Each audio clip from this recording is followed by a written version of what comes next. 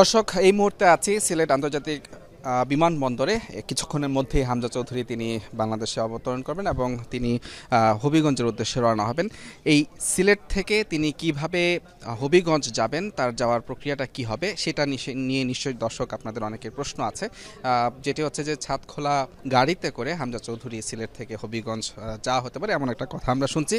এবং এই বিষয়ে সবশেষ তথ্য জানাতে আমরা বাফুফের কর্মকর্তা তার কাছ থেকে একটু জানবো, যিনি হয়তো আমাদেরকে এই বিষয়টি জানাবেন যে হামজা চৌধুরী নিশ্চয়ই এখান থেকে তার যাওয়ার প্রক্রিয়াটা সম্পর্কে আপনি অবগত আছেন এবং সেটা আপনারা অ্যারেঞ্জ করেছেন।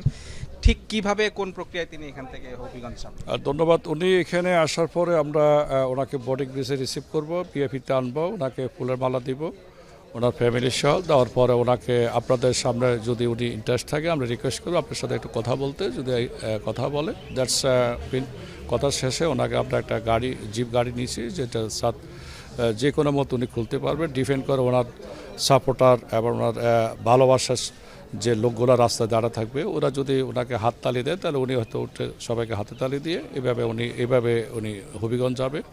এবং হবিগঞ্জায় উনি রেস্ট নেবে। আর ওইখানে আমাদের অলরেডি এসপি সাহেবের সাথে কথা হয়েছে, আমাদের একজন এসআই নেতৃত্বে 6 জন পুলিশ অলরেডি ওইখানে থাকবে একদম ওনার যাওয়া পর্যন্ত। ওনার গার্ড হিসাবে কাজ করবে।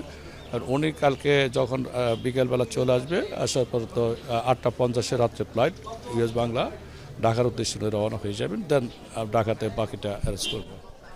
দর্শক, আপনারা শুনতে পাচ্ছিলেন যে ছাদখোলা গাড়ির কথা বলা হয়েছে, সেটি কিন্তু একান্ত এখানে যদি সমর্থকদের চাহিদা এবং সে অনুযায়ী কিন্তু হামজা চৌধুরী হয়তো তিনি জনসম্মুখে আসতে পারেন, তবে তার জন্য সেই ব্যবস্থা রাখা হয়েছে এবং তার সিকিউরিটির পর্যাপ্ত নিরাপত্তা ব্যবস্থাও কিন্তু রাখা হয়েছে। সিলেট এবং হবিগঞ্জ দুই জেলার পুলিশ কর্মকর্তা যারা আছেন তারা কিন্তু দুই জেলা থেকেই তাকে সেই নিরাপত্তা কিন্তু দেওয়া হবে এবং বাফুফের যারা কর্মকর্তা আছেন তারাও কিন্তু সেই বিষয়টি দেখভাল করছেন এবং তাকে হবিগঞ্জ পর্যন্ত পৌঁছে দেয়া এবং সেখান থেকে পর আনুষ্ঠানিকতা সব জায়গায় কিন্তু বাফুফের কর্মকর্তারা তারা কিন্তু এই বিষয়গুলো নিবিড়ভাবে পর্যবেক্ষণ করছেন এবং তদারকি করছেন।